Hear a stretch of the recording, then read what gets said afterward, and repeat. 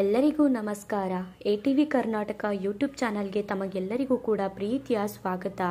ಧನಸ್ಸು ರಾಶಿಯ ಮೇ ತಿಂಗಳ 2025ನೇ ವರ್ಷದ ಮಾಸ ಭವಿಷ್ಯ ಹೇಗಿದೆ? ಧನಸ್ಸು ರಾಶಿಯವರಿಗೆ ಮೇ ತಿಂಗಳಲ್ಲಿ ಯಾವೆಲ್ಲ ಶುಭ ಫಲಗಳು ದೊರೆಯಲಿದೆ, ಯಾವೆಲ್ಲ ಅಶುಭ ಫಲಗಳು ಬರಲಿದೆ, ಆ ಅಶುಭ ಫಲಗಳಿಗೆ ಪರಿಹಾರಗಳೇನು ಎಂಬುದರ ಬಗ್ಗೆ ಈ ವಿಡಿಯೋದಲ್ಲಿ ನಾನು ನಿಮಗೆ ಹೇಳ್ತೀನಿ. ಈ ವಿಡಿಯೋನ ಸ್ಕಿಪ್ ಮಾಡದೆ ಕೊನೆಯವರೆಗೂ ನೋಡಿ.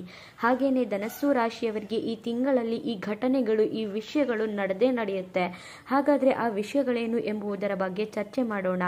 ಅದಕ್ಕೂ ಮುನ್ನ ನೀವೇನಾದರೂ ನರಸಿಂಹಸ್ವಾಮಿಯ ಭಕ್ತರಾಗಿದ್ದರೆ, ಆಂಜನೇಯ ಸ್ವಾಮಿಯ ಭಕ್ತರಾಗಿದ್ದರೆ, ದೇವರು ಮತ್ತು ಜ್ಯೋತಿಷ್ಯ ಶಾಸ್ತ್ರನ ನಂಬೋದಾದ್ರೆ ಈ ವಿಡಿಯೋಗೆ ಈಗಲೇ ಒಂದು ಲೈಕ್ ಕೊಡಿ ಮತ್ತು ತಪ್ಪದೇ ನಮ್ಮ ATV ಕರ್ನಾಟಕ ಯೂಟ್ಯೂಬ್ ಚಾನಲ್ ಅನ್ನು ಸಬ್ಸ್ಕ್ರೈಬ್ ಮಾಡ್ಕೊಳ್ಳಿ.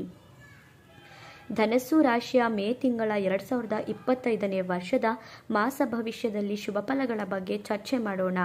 ಧನಸ್ಸು ರಾಶಿಯವರಿಗೆ ಈ ತಿಂಗಳಲ್ಲಿ ತುಂಬಾನೇ ಖುಷಿಯಾದಂತಹ ತಿಂಗಳು ಅಂತ ಹೇಳಿದರೆ ತಪ್ಪಾಗಲ್ಲ. ಈ ತಿಂಗಳಲ್ಲಿ ಈ ರಾಶಿಯವರು ಹೇಗಿರ್ತಾರೆ ಅಂದರೆ 95% ಇವರಿಗೆ ಅದೃಷ್ಟವಾದ ತಿಂಗಳು ಇದು ಅಂತ ಹೇಳ್ಬೋದು.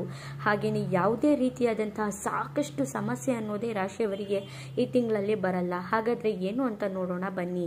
ಈ ರಾಶಿಯವರಿಗೆ ಸಾಕಷ್ಟು ಗ್ರಹಗಳ ಪರಿವರ್ತನೆಯಿಂದ ಅತಿಯಾದಂತಹ ಲಾಭವಾಗುತ್ತೆ.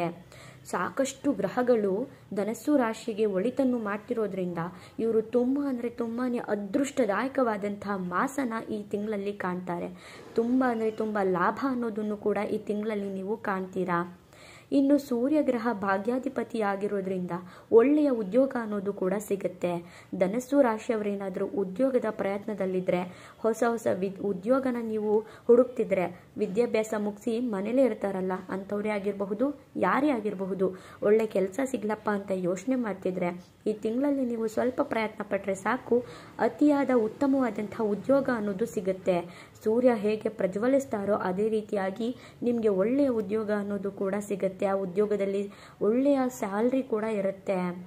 ಇನ್ನು ಈ ರಾಶಿಯವರಿಗೆ ಗುರುಬಲ ಅನ್ನೋದು ಮುಂದಿನ 1 ವರ್ಷದ ತನಕ ಇರೋದ್ರಿಂದ ನಿಮ್ಮ ಮನೆಯಲ್ಲಿ ಎಲ್ಲ ಕೆಲಸ ಕೂಡ ಸಕ್ಸಸ್ ಆಗುತ್ತೆ. ಗುರುಬಲ ಅನ್ನೋದು ಈ ಧನಸ್ಸು ರಾಶಿಯವರಿಗೆ ಇರೋದ್ರಿಂದ ಇವರು ಹೇಗಿರ್ತಾರೆ ಅಂದರೆ ಖಂಡಿತವಾಗಿಯೂ ಕೂಡ 1 ವರ್ಷ ಏನೇ ಕೆಲಸ ಮಾಡಲಿ ಅದರಲ್ಲಿ ಸಕ್ಸಸ್ ಅನ್ನೋದನ್ನ ಕಾಣ್ತಾರೆ. ಒಳ್ಳೆ ಮಾರ್ಗದಲ್ಲಿದ್ದರೆ ಖಂಡಿತವಾಗಿಯೂ ಕೂಡ ಒಳ್ಳೆಯದೇ ಆಗುತ್ತೆ. ಇನ್ನು ಈ ರಾಶಿಯವರ ಮನೆಯಲ್ಲಿ ಶುಭ ಕಾರ್ಯಗಳು ನಡೆಯುತ್ತೆ.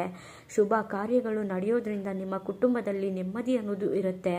ಒಳ್ಳೆಯ ಶುಭ ಕಾರ್ಯಗಳು ಕೂಡ ನೀವು ಅಂದ್ಕೊಂಡಿರ್ತೀರ ತುಂಬ ವರ್ಷಗಳಿಂದ, ನಮ್ಮ ಮನೇಲಿ ಏನಾದರೂ ಒಂದು ಫಂಕ್ಷನ್ ಮಾಡಬೇಕು ಅಂತ, ಅದು ಆಗ್ತಾ ಇರೋಲ್ಲ. ಆದರೆ ಖಂಡಿತವಾಗಿಯೂ ಕೂಡ ಯಾವುದಾದ್ರೂ ಒಂದು ವಿಚಾರಕ್ಕೆ ನೀವು ಫಂಕ್ಷನ್ ಮಾಡೇ ಮಾಡ್ತೀರಾ. ಇನ್ನು ವಾಹನ ಖರೀದಿ ಯೋಗ ಇದೆ. ನೀವೇನಾದರೂ ತುಂಬ ದಿನಗಳಿಂದ ಬೈಕ್ ತಗೋಬೇಕು ಅಂತ ಅಂದ್ಕೊಂಡಿರ್ತೀರಾ, ಕಾರ್ ಅಥವಾ ಏನೇ ಒಂದು ವಾಹನ ಆಗಿರಲಿ ತಗೋಬೇಕು ಅಂತ ಪ್ಲಾನ್ ಹಾಕ್ತಿರ್ತೀರಾ, ಆದರೆ ತಗೊಳಕ್ಕಾಗ್ತಿರಲ್ಲ. ಈ ತಿಂಗಳಲ್ಲಿ ನೀವು ಕರೆಕ್ಟಾಗಿ ಪ್ಲಾನ್ ಮಾಡಿ ಖಂಡಿತವಾಗಿಯೂ ಕೂಡ ವಾಹನವನ್ನು ನೀವು ಖರೀದಿ ಮಾಡಬಹುದು. ಇನ್ನು ಶುಕ್ರ ಗ್ರಹದಿಂದ ವಿದ್ಯಾರ್ಥಿಗಳಿಗೆ ಉತ್ತಮವಾಗಿರುತ್ತೆ. ಶುಕ್ರ ಗ್ರಹ ನಿಮ್ಮ ಸ್ಥಾನದಲ್ಲಿ ಅದ್ಭುತವಾಗಿರೋದ್ರಿಂದ ಈ ರಾಶಿಯ ವಿದ್ಯಾರ್ಥಿಗಳಿಗೆ ಉತ್ತಮವಾಗಿರುತ್ತೆ.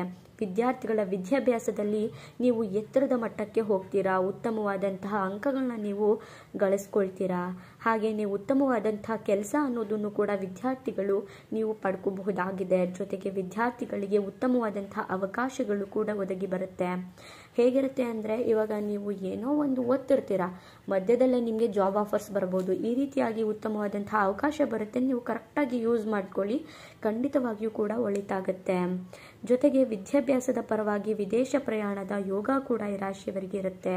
ಈ ರಾಶಿಯವರೇನಾದರೂ ವಿದ್ಯಾಭ್ಯಾಸದಲ್ಲಿ ಹೈಯರ್ ಎಜುಕೇಷನ್ಗಾಗಿ ನೀವೇನಾದರೂ ವಿದೇಶಕ್ಕೆ ಹೋಗಿ ಓದಬೇಕು ಅಂತ ಅಂದ್ಕೊಂಡ್ರೂ ಕೂಡ ಖಂಡಿತವಾಗಿಯೂ ಕೂಡ ನೀವು ಹೋಗಬಹುದು. ಇನ್ನು ಮನೆ ಕಟ್ಟುವಂತಹ ಯೋಗ ಇದೆ, ಮನೆ ಕೊಳ್ಳುವಂತಹ ಯೋಗ ಕೂಡ ಈ ಧನಸ್ಸು ರಾಶಿಯವರಿಗಿದೆ. ಈ ಧನಸ್ಸು ರಾಶಿಯವರೇನಾದರೂ ತುಂಬ ವರ್ಷಗಳಿಂದ, ತುಂಬ ತಿಂಗಳುಗಳಿಂದ, ಹಾಗೆಯೇ ತುಂಬ ದಿನಗಳಿಂದ ನೀವೇನಾದರೂ ಮನೆ ಕಟ್ಟಬೇಕು ಅಂತ ಅಥವಾ ಮನೆನ ತಗೋಬೇಕು ಅಂತ ಪ್ಲ್ಯಾನ್ ಆಗ್ತಿದ್ರೆ ಅಥವಾ ಸೈಟ್ ಮಾಡಬೇಕು ಅಂತ ಪ್ಲ್ಯಾನ್ ಆಗ್ತಿದ್ರೆ ಖಂಡಿತವಾಗಿಯೂ ಕೂಡ ಈ ತಿಂಗಳಲ್ಲಿ ನೀವು ಮಾಡ್ಕೋಬಹುದು. ಈ ತಿಂಗಳಲ್ಲಿ ನಿಮಗೆ ಒಳ್ಳೆಯ ದಿನ ಇದೆ. ಹಾಗಾಗಿ ಒಳ್ಳೆಯ ತಿಂಗಳು ಅಂತಲೇ ಹೇಳ್ತೀನಿ. ಒಳ್ಳೆಯ ಕೆಲಸಗಳನ್ನ ನೀವು ಶುರು ಮಾಡ್ಕೊಳ್ಳಿ. ರೈತರಿಗೆ ತುಂಬಾನೇ ಲಾಭವನ್ನು ಕೊಡುವಂತಹ ತಿಂಗಳು ಇದಾಗಿರುತ್ತೆ. ರೈತರು, ಕೃಷಿಕರಿಗೆ ನೀವು ಅಂದ್ಕೊಂಡೇ ಇರಲ್ಲ, ನೀವು ಬೆಳೆದಿರುವಂತಹ ಬೆಳೆಗೆ ಉತ್ತಮವಾದಂತಹ ಲಾಭ ಅನ್ನೋದು ಕೂಡ ಸಿಗುತ್ತೆ, ಉತ್ತಮವಾದಂತಹ ರೈಟ್ ಅನ್ನೋದು ಕೂಡ ಸಿಗುತ್ತೆ, ರೇಟ್ ಕೂಡ ನಿಮಗೆ ಸಿಕ್ಕೇ ಸಿಗುತ್ತೆ. ಹಾಗಾಗಿ ರೈತರು ಕೂಡ ಖುಷಿಯಾಗಿರ್ತಾರೆ. ನಮ್ಮ ರೈತ ಭಗವಾನರು ಆರಾಮಾಗಿ ಖುಷಿಯಾಗಿದ್ಬಿಟ್ರೆ ಪ್ರಪಂಚದಲ್ಲಿ ಎಲ್ಲವೂ ಕೂಡ ಒಳ್ಳೆಯದೇ ಆಗುತ್ತೆ. ಅವರು ನಮ್ಮ ಅನ್ನದಾತರು. ಆರ್ಥಿಕವಾಗಿ ಲಾಭ ಅನ್ನೋದು ಈ ರಾಶಿಯವರಿಗೆ ಇರುತ್ತೆ. ಆರ್ಥಿಕವಾಗಿ ಸದೃಢವಾಗಿರ್ತೀರಾ. ನಿಮಗೆ ಹಣಕಾಸಿಗೆ ಯಾವುದೇ ರೀತಿಯಾಗಿ ತೊಂದರೆಗಳು ಈ ರಾಶಿಯವರಿಗೆ ಬರಲ್ಲ. ಹಾಗಾಗಿ ಆರ್ಥಿಕವಾಗಿಯೂ ಕೂಡ ನೀವು ಚೆನ್ನಾಗಿರ್ತೀರಾ. ಸಮಾಜದಲ್ಲಿ ಘನತೆ, ಗೌರವ ಅನ್ನೋದು ಕೂಡ ಹೆಚ್ಚಾಗುತ್ತೆ. ಸಮಾಜದಲ್ಲಿ ನಿಮಗೆ ಗೌರವನ ಕೊಡುವಂತಹ ವ್ಯಕ್ತಿಗಳು ಬರ್ತಾರೆ. ನೀವು ನಿಮ್ಮ ಸಮಾಜದ ಪರವಾಗಿ ಒಳ್ಳೆ ಕೆಲಸ ಕಾರ್ಯನ ಮಾಡ್ತೀರಾ. ಹಾಗೆ ನೀವು ನಡೆದುಕೊಳ್ಳುವಂತಹ ರೀತಿ, ಗಮನ ಎಲ್ಲವನ್ನು ಕೂಡ ಬೇರೆಯವ್ರನ್ನ ಸೆಳೆಯುತ್ತೆ ಅಂತಾನೆ ಹೇಳ್ಬಹುದು. ಹಾಗಾಗಿ ಸಮಾಜದಲ್ಲೂ ಕೂಡ ಘನತೆ, ಗೌರವ ಅನ್ನೋದು ಕೂಡ ಹೆಚ್ಚಾಗುತ್ತೆ. ನೀವು ಬೇರೆಯವ್ರಿಗೆ ಇನ್ಸ್ಪೈರ್ ಆಗ್ತೀರಾ. ಆ ರೀತಿಯಾಗಿ ನಿಮ್ಮ ಜೀವನನ ಈ ತಿಂಗಳಲ್ಲಿ ನೀವು ರೂಪಿಸ್ಕೊಳ್ತೀರಾ. ಇನ್ನು ವ್ಯಾಪಾರಸ್ಥರಿಗೆ ಉತ್ತಮವಾದಂತಹ ತಿಂಗಳು ಅಂತಾನೆ ಹೇಳ್ತೀನಿ. ಯಾರ್ಯಾರು ಸ್ವಂತ ವ್ಯಾಪಾರನ ಮಾಡ್ತಿರ್ತೀರೋ ಅಂಥವರು ಖಂಡಿತವಾಗಿಯೂ ಕೂಡ ಉತ್ತಮವಾದಂತಹ ವ್ಯಾಪಾರದಲ್ಲಿ ಲಾಭ, ಪ್ರಗತಿ ಎಲ್ಲವನ್ನು ಕೂಡ ಮಾಡ್ತೀರಾ. ಹಾಗೆ ವ್ಯಾಪಾರನ ವಿಸ್ತರಣೆ ಮಾಡ್ಕೊಳ್ಳೋಕೆ ಇದು ಉತ್ತಮವಾದಂತಹ ಸಮಯ. ಇನ್ನು ಕುಟುಂಬದಲ್ಲಿ ಕಲಹಗಳು ನಿವಾರಣೆ ಆಗುತ್ತೆ. ನಿಮ್ಮ ಕುಟುಂಬದಲ್ಲಿ ಏನಾದರೂ ಕಲಹಗಳು ಇದ್ದರೆ ಎಲ್ಲವೂ ಕೂಡ ನಿವಾರಣೆ ಆಗುತ್ತೆ. ಯಾವುದೋ ವಿಷಯಕ್ಕೆ ನಿಮ್ಮ ಕುಟುಂಬದಲ್ಲಿ ಜಗಳಗಳಾಗಿರುತ್ತೆ, ಅದೆಲ್ಲನೂ ನೀವು ತುಂಬ ವರ್ಷಗಳಿಂದ ಸಾಧಿಸ್ಕೊಂಡು ಬರ್ತಿರ್ತೀರ, ಮಾತಾಡ್ಸಲ್ಲ, ಈ ರೀತಿಯಾಗಿ ಜಗಳಗಳು ಎಲ್ಲವೂ ಕೂಡ ಆಗ್ತಿರುತ್ತೆ. ಆದರೆ ಇನ್ನು ಮುಂದೆ ಹಾಗಾಗಲ್ಲ. ಕುಟುಂಬದಲ್ಲಿ ನೆಮ್ಮದಿ ಕೂಡ ಇರುತ್ತೆ. ಇನ್ನು ಗಂಡ ಹೆಂಡತಿ ನಡುವೆ ಸಾಮರಸ್ಯ ಅನ್ನೋದು ಕೂಡ ಈ ಸಮಯದಲ್ಲಿ ಹೆಚ್ಚಾಗುತ್ತೆ. ಗಂಡ ಹೆಂಡತಿ ನಡುವೆ ಒಳ್ಳೆಯ ರೀತಿಯಾದಂಥ, ಉತ್ತಮ ರೀತಿಯಾದಂಥ ಸಂಬಂಧ ಬೆಸೆಯುತ್ತೆ. ಜಗಳಗಳು ಕಡಿಮೆ ಆಗುತ್ತೆ. ಮದುವೆಯ ಯೋಗ ಕೂಡ ಈ ರಾಶಿಯವರಿಗೆ ಕೂಡಿ ಬರುತ್ತೆ. ಧನಸ್ಸು ರಾಶಿಯವರೇನಾದರೂ ಮದುವೆ ಆಗಬೇಕು ಅಂತ ಯೋಚನೆ ಮಾಡ್ತಿದ್ರೆ ಒಳ್ಳೆಯ ವಧು ಅಥವಾ ವರ ಅನ್ನೋದು ಸಿಗುತ್ತೆ. ನೀವು ಸ್ವಲ್ಪ ಪ್ರಯತ್ನ ಪಟ್ಟರೆ ಮದುವೆಯ ಯೋಗ ಕೂಡ ಇರುತ್ತೆ. ರಾಹುವಿನಿಂದ ಟೆಕ್ನಾಲಜಿ ಬಗ್ಗೆ ಕೆಲಸ ಮಾಡೋರಿಗೆ ಒಳಿತಾಗುತ್ತೆ. ನೀವೇನಾದರೂ ತಂತ್ರಜ್ಞಾನದ ಬಗ್ಗೆ ನೀವು ಕೆಲಸ ಮಾಡ್ತಿದ್ರೆ ಅದರಲ್ಲಿ ನಿಮಗೆ ತುಂಬಾ ಒಳಿತಾಗುತ್ತೆ. ಒಟ್ಟಾರೆಯಾಗಿ ಹೇಳಬೇಕಂದ್ರೆ ಧನಸ್ಸು ರಾಶಿಯವರಿಗೆ ಈ ಮೇ ತಿಂಗಳು 2025ನೇ ವರ್ಷ ತುಂಬ ಅದೃಷ್ಟದಾಯಕವಾದಂತಹ ವರ್ಷ, ಹಾಗೆಯೇ ಅದೃಷ್ಟದಾಯಕವಾದಂತಹ ತಿಂಗಳು ಅಂತ ಹೇಳಿದರೆ ತಪ್ಪಾಗಲ್ಲ. ಇನ್ನು ನಮ್ಮ ಜೀವನದಲ್ಲಿ ಎಲ್ಲವೂ ಕೂಡ ಉತ್ತಮವಾಗಿಯೇ ಇರುತ್ತಾ, ಸಮಸ್ಯೆಗಳು ಬರಲ್ವಾ? ಬಂದೇ ಬರುತ್ತೆ. ಹಾಗೆಯೇ ಎಚ್ಚರಿಕೆಯನ್ನು ವಹಿಸ್ಕೋಬೇಕಾಗಿರುವಂತಹ ವಿಷಯಗಳೇನೇನು ಅಂತ ನೋಡೋದಾದರೆ, ಕುಜಗ್ರಹ ನಿಮಗೆ ಸ್ವಲ್ಪ ಟೆನ್ಷನ್ಸ್ ಅನ್ನೋದನ್ನ ಕೊಡ್ತಾನೆ.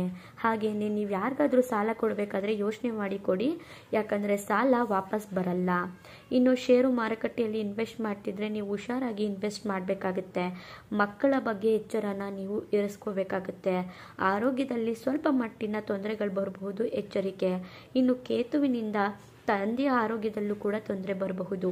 ಇಷ್ಟು ಸಣ್ಣ ಪುಟ್ಟ ಸಮಸ್ಯೆಗಳು ಬಿಟ್ಟರೆ ಈ ಧನಸ್ಸು ರಾಶಿಯವರಿಗೆ ಮೇ ತಿಂಗಳಲ್ಲಿ ಅದ್ಭುತವಾಗಿರುತ್ತೆ ಅಂತಾನೆ ಹೇಳ್ತೀನಿ. ಸಾಕಷ್ಟು ಲಾಭ ಅನ್ನೋದೇ ಬರುತ್ತೆ. ಇನ್ನು ಪರಿಹಾರಗಳೇನೇನು ಮಾಡ್ಕೋಬೇಕು ಅಂತ ನೋಡಿದ್ರೆ, ಹನುಮಾನ್ ಚಾಲೀಸನ ಪಠನೆ ಮಾಡಿ, ಗಣೇಶ ಚತುರ್ದಶಿನ ಆಚರಿಸಿ, ಜೊತೆಗೆ ನರಸಿಂಹನ ಆರಾಧನೆ ಮಾಡಿ, ಖಂಡಿತವಾಗ್ಲೂ ಕೂಡ ಒಳಿತಾಗುತ್ತೆ. ನೋಡಿದ್ರಲ್ಲ ಧನಸ್ಸು ರಾಶಿಯವರಿಗೆ ಈ ತಿಂಗಳಲ್ಲಿ ಯಾವೆಲ್ಲ ಶುಭ ಫಲಗಳೇ ಇದೆ ಅಂತ. ನಿಮ್ಮದು ಕೂಡ ಧನಸ್ಸು ರಾಶಿನ? ಹಾಗಿದ್ರೆ ಈ ವಿಡಿಯೋನ ಎಲ್ಲರಿಗೂ ಕೂಡ ಶೇರ್ ಮಾಡಿ, ತಪ್ಪದೆ ಜೈ ಹನುಮಾನ್ ಅಂತ ಕಮೆಂಟ್ ಮಾಡಿ. ಧನ್ಯವಾದಗಳು.